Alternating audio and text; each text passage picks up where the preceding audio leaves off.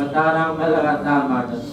इसका मतलब आइए 393 देखा जाएगा, यानी कि लूट का प्रयास, अटेम्प्ट टू रॉबरी आपका 511 के तहत दंडनीय न होकर 393 के तहत दंडनीय होगा, क्योंकि अलग से इसके लिए सेक्शन कानून में दिया गया। तो देखिए कितना लूट का प्रयास दंडनीय है। जो कोई लूट करने का प्रयास करेगा वह कठिन कारावास से, जिसकी अवधि 7 वर्ष तक की हो सकेगी, और जुर्माने से दंडनीय होगा। ये दंड भी यूपी में पूछा है कि लूट के प्रयास के लिए कितना दंड है, तो कठिन कारावास कितना 7 वर्ष तक का हो सकेगा, सादा नहीं कठोर ही चल रहा है। और जुर्माना अगला देखिए 394, लूट करने में स्वेच्छा उपहत कारित करना। इसका मतलब कि अब ये जो धाराएं आएंगी आगे, ये लूट और डकैती का गंभीर रूप बताएंगे। लूट करने में स्वेच्छा उपहत करना, तो एक उपहत करा दिया जाए लूट करने में।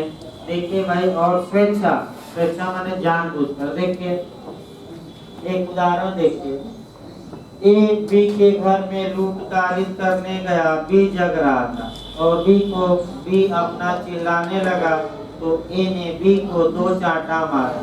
अब बी शांत हो गया और क्या कर लिया, बताइए उपहत किया कि नहीं बी, मैंने बी ने को, यानी कि फिर उदाहरण देखिए इधर उधर हो गया हमें लगता है। फिर एक बार देखिए, उल्टा पुल्टा हो गया। फिर एक बार देखिए, सब बात स्पीड बढ़ाने के चक्कर में थोड़ा बहुत आपका ये हो जाती है, इसीलिए भैया की स्पीड से भी पढ़ाना है, ताकि समय से कोर्स क्या करे, मतलब हम पे भी दबाव जाता है भैया, नहीं कि आप पर ही दबाव है। हमारा भी कर्तव्य है कि समय से पूरा पढ़वा लिखवा के रटवा कर क्या किया जाए, पूछा जैसे दिमाग में भर दिया जाए, और आए तो वही मारिए।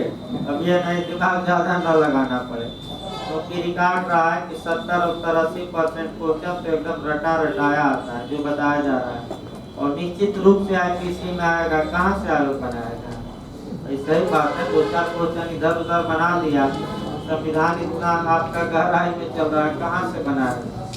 और एविडेंस या आईपीसी तो बाएं हाथ का खेल है, वो तो जब कहेंगे तब 2 दिन में कहेंगे 2 दिन में निपटा देंगे, और 90% गारंटी के साथ। एक इतिहास बता दें में 3 दिन से आईपीसी पढ़ाई गई और 3 दिन में 90% क्वेश्चन फ्री में आ गए। अब ये कि आपको कितनी क्षमता है रटने की, आप पर निर्भर करता है।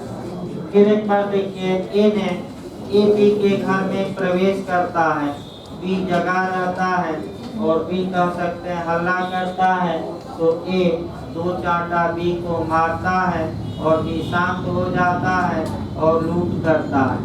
इसका मतलब ये हुआ कि उपहत कारित करके स्वेच्छा ए ने उपहत बी को कारित की, चोट साधारण पहुंचाई और लूट कारित की है, तो इसके लिए दंड 394 में है, और दंड की मात्रा थोड़ा क्या होगी, बढ़े। देखिए आजीवन कारावास या कठिन कारावास जिसकी अवधि 10 वर्ष तक की हो सकेगी, और जुर्माना बहुत ज्यादा बढ़ गया, यानी कि 2 चांटे पर दंड क्या हो गया। अगर भयभीत केवल कर देता तो 300 आपका 92, और प्रयत्न करता 393, और 2 चांटा मार कर या 2 लाठी मार कर लूट कर लिया, तो बहुत दंड अधिकतम कितना मिल सकता है अभियुक्त को, आजीवन का। अगला देखिए 395, डकैती के लिए दंड। जो कोई डकैती करेगा वह आजीवन कारावास से या कठिन कारावास से, जिसकी अवधि 10 वर्ष तक की हो सकेगी, दंडित किया जाएगा, और जुर्माने से भी दंडनीय होगा। यहाँ भी क्वेश्चन मिलता है। अब लोग ये पूछते हैं कि इसमें डकैती का प्रयास कहाँ दिया गया है, तो दिया नहीं गया तो पढ़ा जाता है। क्या बैरक में लिखा है डकैती का प्रयास, बैरक में तो नहीं लिखा है, तो यही तो लोग कहेंगे कि बैरक में दिखा दीजिए, तो हर एक बात दिखाई नहीं जाती। और कुल 391 से 391 के लिए दंड 395 में है, यानी कि डकैती का दंड 395 में है, अतः 395 में चूंकि डकैती करना और डकैती का प्रयास करना दोनों परिभाषित है, तो यह विवक्षित रूप से माना जाता है कि 395 में केवल डकैती ही दंडनीय नहीं है, बल्कि इसका प्रयत्न भी क्या है। अब ये ना कहेगा कि बेयर अक्षर दिखाइए, आपका कॉन्सेप्ट बना दिया गया और याद रखिए। 396 भी पूछी जाती है हत्या सहित डकैती, यानी कि डकैती करने गए हैं और विरोध किया तो मर्डर कर दिए, तो हत्या सहित डकैती कहाँ दंडनीय है। 396 में ये धारा ज्वाइंट लाइबिलिटी से संबंधित है, संयुक्त दायित्व से, यानी कि करेगा एक आदमी और भोगेंगे सब। यानी कि कहा जाता है कि बाप ने गलती की तो पुत्र और पुत्री आज तक क्या कर रहे हैं, भोग रहे हैं। उसी प्रकार यहाँ समझिए।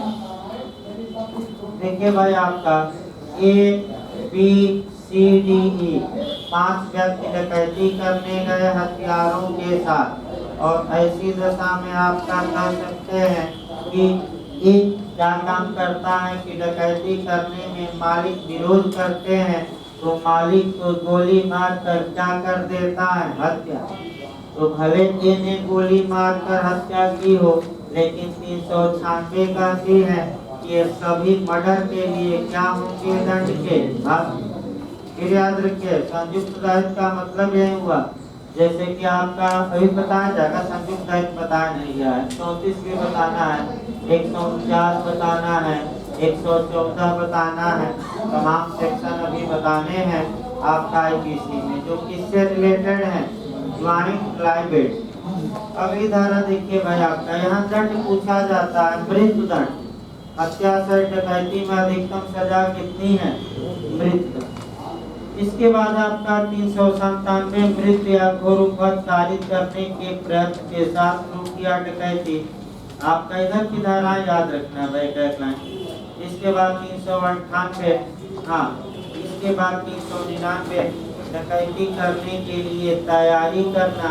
तो जो कोई डकैती करने के लिए तैयारी करेगा वह कठिन कारावास से दंड का भागी होगा, जिसकी अवधि कितनी हो सकती है, अधिकतम 10 वर्ष। इसके बाद 400 डाकुओं की टोली को होने के लिए दंड। चोरों की टोली 401 और 402 में डकैती करने के लिए एकत्रित होना। यहाँ 4 धारा एक साथ लिखिए, अलग से लिख लीजिए भाई। आपका 402 ये धारा लिखिएगा। इसके बाद आपका 399 ये धारा और 395 एक जगह एकत्रित कर लीजिए, यहाँ से भी क्वेश्चन बनता है। लिख लीजिए भाई, 402, 399 और 395 एक साथ पढ़ना है इसको। लिखिए, 402 डकैती के लिए एकत्रित होना दंडनीय है। सेक्शन याद रखिएगा 3।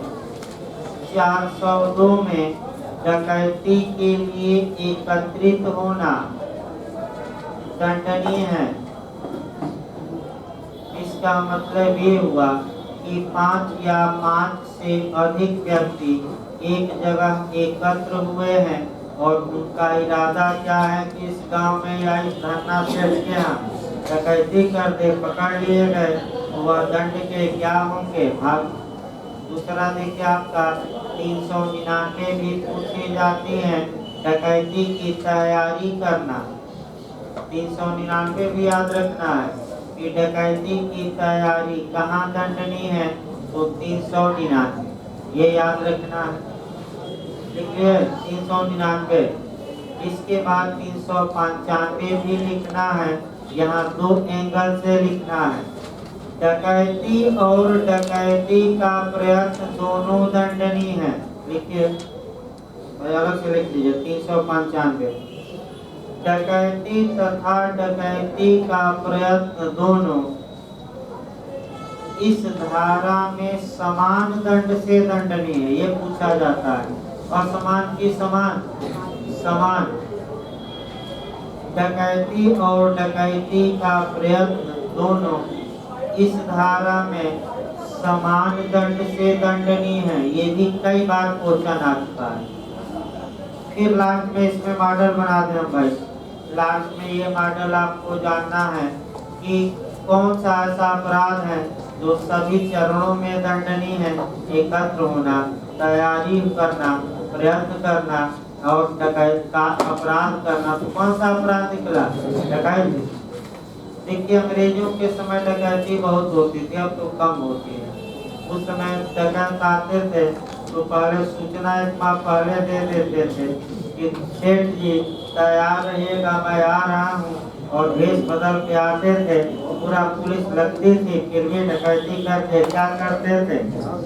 तो जो पुरानी फिल्में अगर देखिए तो पुरानी फिल्में उसी ढर्रे पर सब बनी है, लेकिन समाज का जैसे ही विकास हुआ अब डकैत जो सफेद व्हाइट कलर हो गए। व्हाइट कलर में समझ रहे नहीं? श्वेत पोष अपराधी। श्वेत पोष मतलब कि समाज में तो बहुत अच्छा दिखेंगे, लेकिन रात में क्या करेंगे? डकैती। ये भी याद है, जैसे कि विधायक, सांसद, नेता, प्रेता, भूत, प्रेत, ये सब ज्यादा यही करते हैं। रात में डकैती और दिन में क्या करेंगे? आपका नौटंकी करेंगे, आंदोलन करना है, भाषण देना है। इसी को व्हाइट कलर क्रिमिनल कहा जाता है। अब कभी आएगा मामला तो बताया जाएगा।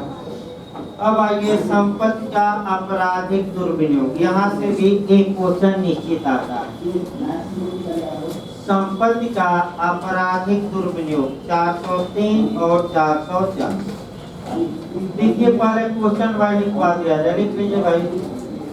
संपत्ति का आपराधिक दुर्विनियोग। हमें लगता है कि जो भूमिका मैं बांधता हूँ 2 मिनट में 90% चांस है कि वहीं से क्वेश्चन बन जाएगा। वो अलग बात है कि भाई पूरा बताया जाएगा, लेकिन 90% मैं बता दूं चांस रहता है, तो वहीं से क्वेश्चन आपको मिल जाएगा। पहला क्वेश्चन आइए, आपराधिक दुर्विनियोग। आप यानी कि आपका 2 धाराएं हैं भाई, 403 और 404। आपराधिक दुर्विनियोग किस संपत्ति के प्रति अपराध है? ये तो यूपी एपीओ यूपी जे कई बना चुका है। चल संपत्ति की अचल तो चल संपत्ति। किस संपत्ति का? चल। पहला लिख लीजिए उसको। आपराधिक दुर्विनियोग का अपराध केवल मूवेबल प्रॉपर्टी या चल संपत्ति के प्रति हो सकता है। केवल चल संपत्ति के प्रति। ये पहला क्वेश्चन रट कर जाना है। दूसरा क्वेश्चन आप लिखेंगे कि आपराधिक दुर्विनियोग में आपका बेईमानी का आशय कब होता है? इस बार यूपी जे बनाया। आपका पश्चातवर्ती की पूर्ववर्ती की तात्कालिक, तो क्या मांग कराएंगे? लिखिए, सही बता रहे हैं, लिखिए। आपराधिक दुर्विनियोग में बेईमानी का आशय पश्चातवर्ती होता है। एक क्वेश्चन निश्चित बनेगा, मैं बता दूं। अब कहाँ से बनेगा? वही 4-5 पॉइंट पहले लिखवाया जाए, उसके बाद भी आएगी। ये रट कर जाना, ये नहीं कि इसमें कोई काम झाम नहीं और दिमाग न लगाइएगा। ये रट्टू तोता जैसे क्या करना है? चल चल चल और पश्चातवर्ती आशय बेईमानी का। अब इसमें दिमाग नहीं लगाना है। आगे लिखिए भाई। अगला आपका क्वेश्चन आता है जो आपराधिक दुर्विनियोग में, वह आता है पड़ा हुआ माल पाना। अगर कोई, अब यही आपका क्वेश्चन यूपी एपीओ और जे में घुमाता है। बस एक शब्द ध्यान में रखिए, अगर कोई व्यक्ति पड़ा हुआ माल उठा लेता है तो मात्र पड़ा हुआ सामान उठाने के कारण वह अपराध नहीं करते। तो इसमें आपका जो क्वेश्चन बनता है, इसको मैं लिखवा दे रहा हूँ अलग से।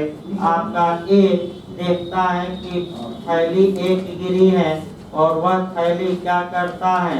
उठा लेता है। तो उठा लेता है तो केवल थैली उठाने से वह कोई अपराध नहीं था। लेकिन इसी में एक शब्द जोड़ देगा, सतर्क रहना है। अपने लिए उठा लेता है, इसका मतलब ये हुआ कि उस थैली का प्रयोग, उसका इरादा ये है कि वह प्रयोग क्या करे, अपने लिए यानी कि उसका मिसयूज करे, यानी कि दुर्विनियोग करे, यानी कि अपने लिए यूज करे या बेच उच कर क्या बना ले पैसा। जैसे कि कोई सामान हो तो बेच उच कर क्या बना ले, मोबाइल है तो पैसा, या खुद ही मोबाइल क्या करने लगा यूज। तो फिर याद रखना, उठा लेता है कोई अपराध नहीं, लेकिन एक शब्द पर अपराध हो जाएगा, यही यूपी बार बार पूछ रहा है और इसी को सुधारना। अपने लिए उठा लिया, इसका मतलब कि कौन सा अपराध किया, आपराधिक दुर्व्यवहार। इसको लिखिए, बार बार लोग गलत करके आते हैं, किताब इसमें ज्यादा लोग लगाते हैं। लिखिए, किसी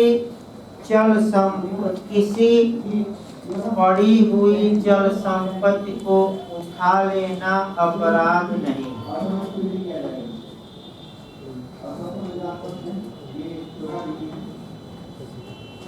उठा लेना अपराध नहीं।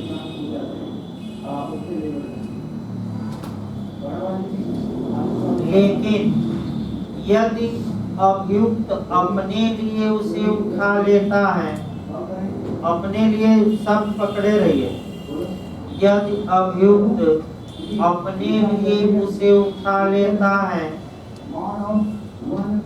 तब यह अपराध आपराधिक दुर्विनियोग होगा। तो यह अपराध आपराधिक दुर्विनियोग होगा।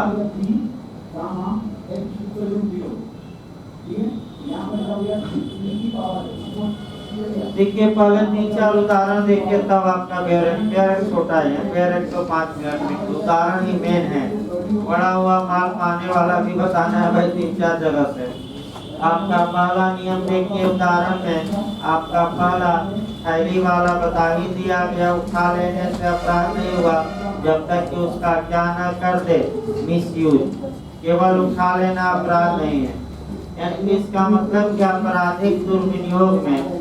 फिर याद रखिए, अब उदाहरण 2-3 पढ़ने हैं और पहला उदाहरण छाता का पूछा जाता है, छाते का। दूसरा उदाहरण किताब का पूछा जाता है। तो 2 उदाहरण तो कम से कम रटे रहिए। ये उदाहरण आपका अच्छे से जानना है। देखिए, ये एक जगह एक जूता चप्पल का ही बना दिया, जब जूता का ही बना दिया जब 3 उदाहरण किताब का भी पूछा जाता है। ध्यान से देखिए, उदाहरण पहला उदाहरण हम उठाते हैं छाते का।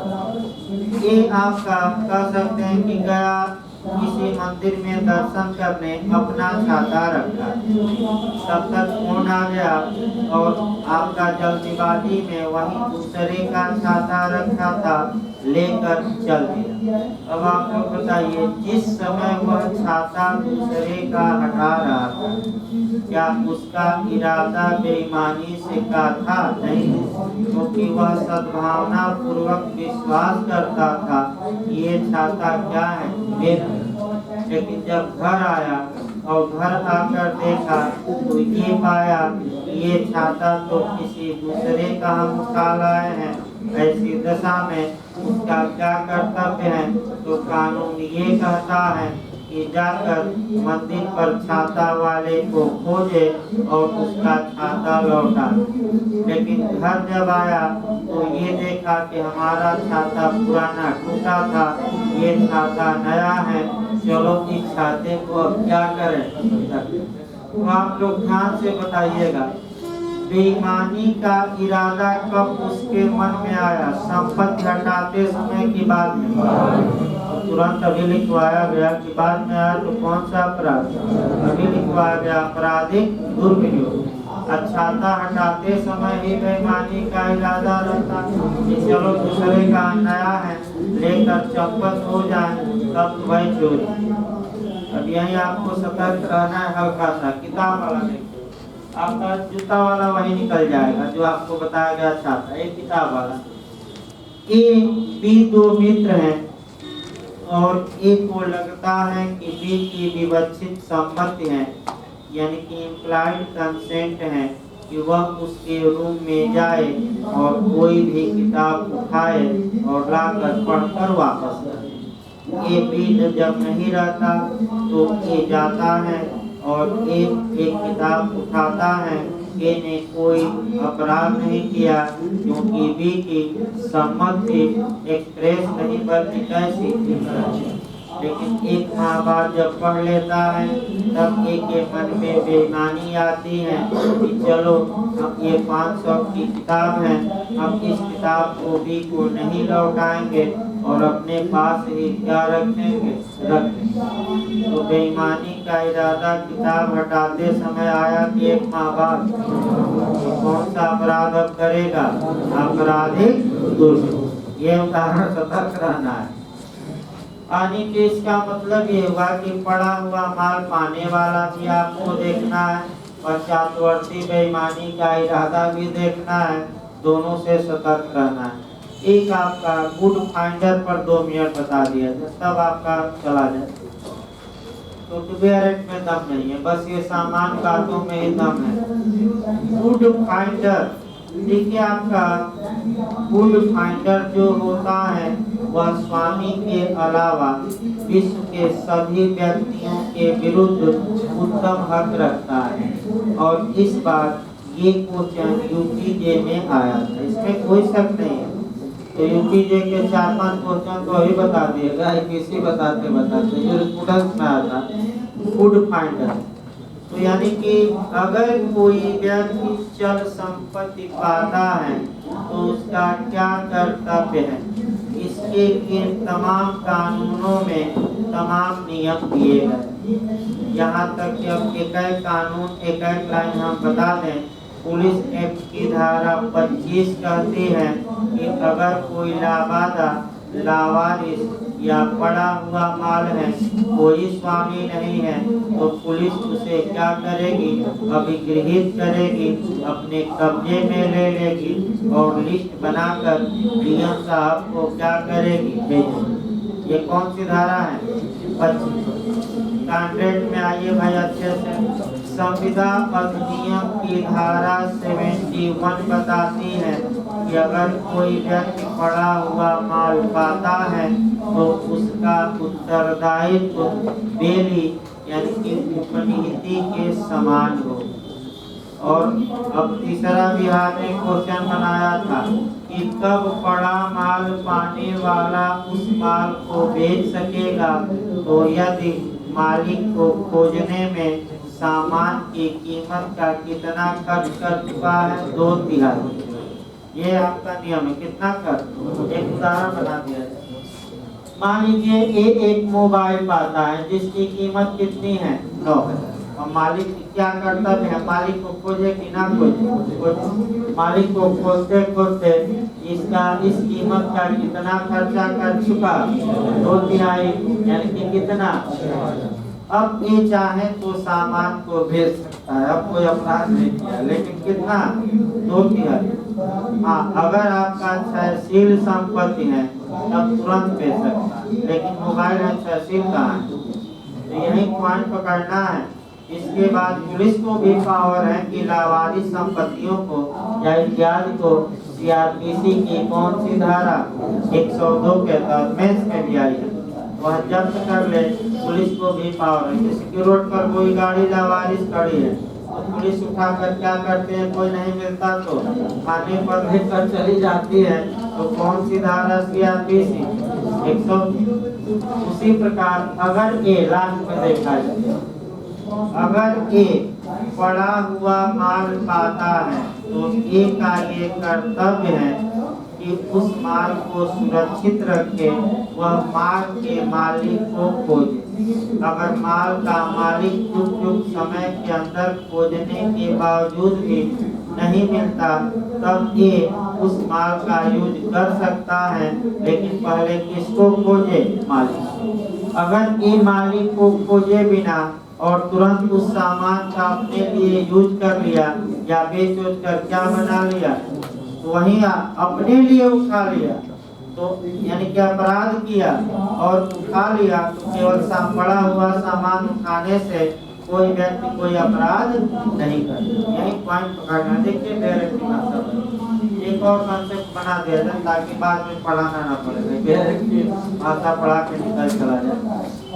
अगर मृत व्यक्ति, ये झारखंड में भी बना था आपका, अगर कोई व्यक्ति मर गया और उसके पास कोई चल संपत्ति है, ध्यान समझिए, कोई व्यक्ति मर गया, उसके हाथ में अंगूठी है, 404 धारा चल रही है, या उसके कह सकते हैं कि बैंक पर्स में पैसा है या अंगुली में अंगूठी है इत्यादि, तो मरा हुआ व्यक्ति किसी संपत्ति पर कब्जा नहीं रख देगा तो चोरी तो होगी नहीं, क्योंकि जो मर गया वह किसी संपत्ति पर कब्जा रखेगा कि नहीं, तो पड़ा हुआ माल पाया जाएगा। अगर मरे हुए व्यक्ति की अंगुली से आप अंगूठी निकालिए, उसका पर्स निकालिए या उसका बैग लेकर क्या हो गए, संपत्ति हो गए, तो कौन सा अपराध किया आपने, चोरी किया कि आपराधिक दुर्विनियोग, आपराधिक दुर्विनियोग की धारा में जाएगा 404, रट कर जाइएगा, कौन सी धारा, तो ये चल की अचल की दोनों चल। देखिए बैरट भाई कम से कम इतना हो जाए, देखिए बैरट की भाषा आसान हो जाएगी, पूरा बता दिया गया लगभग जितना आ सकता है, इससे बाहर कभी आया नहीं, इतिहास गवाह है। अब ये भाई बैरट एक बार आपका पढ़ाना जरूरी है। देखिए 403 देखिए भाई, संपत्ति का बेईमानी से दुर्विनियोग। देखिए बैरट, जो कोई बेईमानी से किसी चल संपत्ति का दुर्विनियोग करेगा, स्पष्ट लिखा जंगम संपत्ति, या उसको अपने उपयोग के लिए संपरिवर्तित कर लेगा, बदल लेगा, वह दोनों में से किसी भांति के कारावास से जिसकी अवधि 2 वर्ष तक की हो सकेगी या जुर्माने से या दोनों से दंडनीय हो। ये याद रखिए। अगला देखिए दृष्टांत देखिए,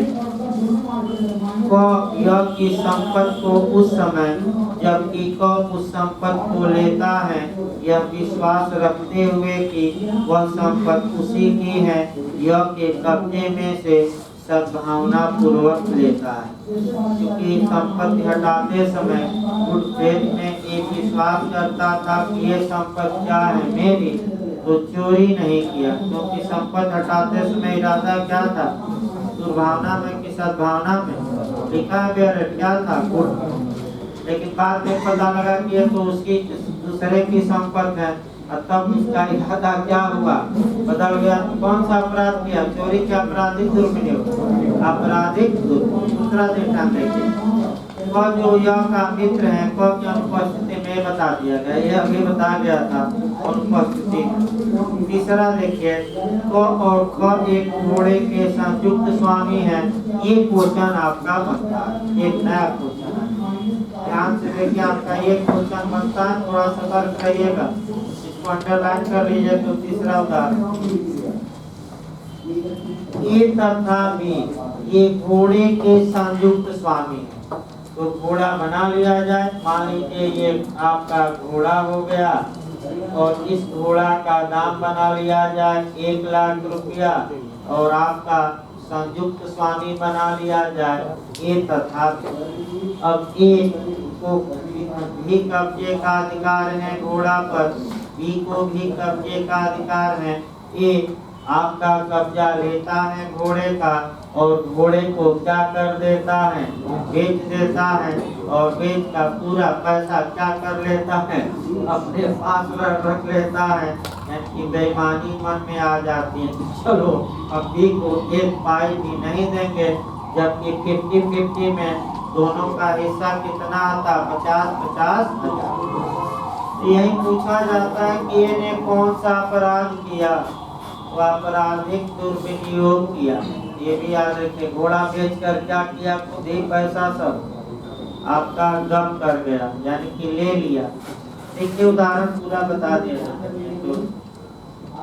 क और ख एक घोड़े के संयुक्त स्वामी है, क उस घोड़े को उपयोग में लाने के आशय से ख के कब्जे में से उसे ले लेता है, क्योंकि उसे अधिकार में उपयोग का कोई अपराध नहीं किया, लेकिन घोड़ा बेच देता है और बेचकर क्या करता है, पैसा अपने रख लेता है या मिसयूज करता है, तो कौन सा आपका अपराध किया? आपराधिक दुर्विनियोग। ये घोड़े वाला उदाहरण ज्यादा पूछा जाता है। लास्ट में आपको एक तो घोड़े पर उदाहरण बता दिया जाए जो हमेशा पूछे जाते हैं। ए ने बी के घोड़े का पैर तोड़ दिया, कौन सा अपराध किया? ए ने बी के घोड़े को मार दिया, मर गया घोड़ा, कौन सा अपराध? ऋतिक। कौन सा अपराध? और ए ने अपने घोड़े को बी के घर में या उसके खेत में पहुंचा दिया या छोड़ दिया कि जाओ इसकी फसल चराओ, कौन सा अपराध किया? ऋतिक। कौन सा अपराध? और पशु अतिचार भी होगा, अलग उसके लिए कानून है, पशु अतिचार। इसके बाद घोड़ा पर तमाम उदाहरण बनता है भाई। और घोड़ा पर लास्ट आपका घोड़ा लास्ट में बता दिया जाए। तो मैं देख रहा हूँ पीछे वाले भाई काफी मायूस हो गए हैं। अब दिक्कत है कि इतना कंसेप्ट चल रहा है, एक मिनट दिमाग इधर उधर लोगों का हुआ तो बिहार भी क्वेश्चन बाहर कर देगा। ये दिमाग एकदम अस्थिर रख के इस समय पढ़ना है। अगर एक उदाहरण आपका वहाँ गलत हो गया, एक क्वेश्चन पर कई हजार लोग, कई सौ लोग क्या करेंगे? फ्लक्चुएट करेंगे, इसमें कोई शक नहीं है। जैसे जे में लोग अभी भी असमंजस में कि क्या होगा क्या नहीं। भले 160 से ऊपर ज्यादा लोग किए हो, लेकिन अभी खतरा मौजूद है। ये नहीं कहा जा सकता कि हम श्योर हैं, कोई नहीं कह रहा है। तो उसी प्रकार आपका ये घोड़ा बहुत खतरनाक होता है। और घोड़ा आपका बिगड़ैल निकल जाए तो और बदमाश होता है। तो किसने लोक नृत्य पूछा तो गया था बिहार कि लोक नृत्य की तुलना बिगड़ैल घोड़े या अनकंट्रोल हार्स से की जाती है। और किस केस में की गई? रिचर्डसन बनाम एलिस। और जज कौन थे? बिहार में आ भी गया था, दूसरा केस दे दिया था, रिचर्डसन बनाम एलिस नहीं दिया, वो दूसरा दे दिया मिलाने के लिए कि कौन सुमेलित नहीं है। तो जो नहीं जानता होगा रिचर्डसन बनाम एलिस का, वो जरूर गलत करके आया होगा। इस चौथा ऑप्शन सही था उसमें, मैंने कौन सही नहीं है सुमेलित, तो उसमें रिचर्डसन बनाम एलिस दिया नहीं था। और आपका आजकल घोड़े पर लोग भाई देखे हैं अपना सवारी भी करते हैं, दूल्हे राजा तो और सवारी करते हैं। और देखोगे तमाम वीडियो हैं, कभी का ये घोड़ा दुलत्ती भी मार देता है और क्या करता है, दूल्हे को लेकर भागता है।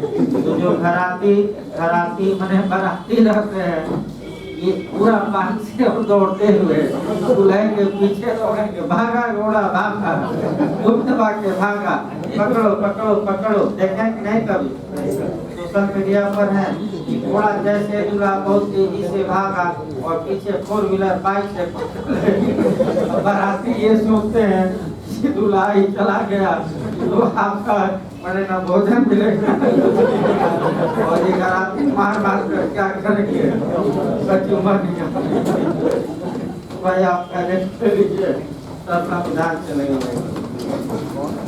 भाई बताया जाएगा, समाप्त नहीं होगा, अभी आधा ही हुआ, समय भी हो गया, संविधान पढ़ाना है भाई। अभी थोड़ा बताएंगे कल आपका।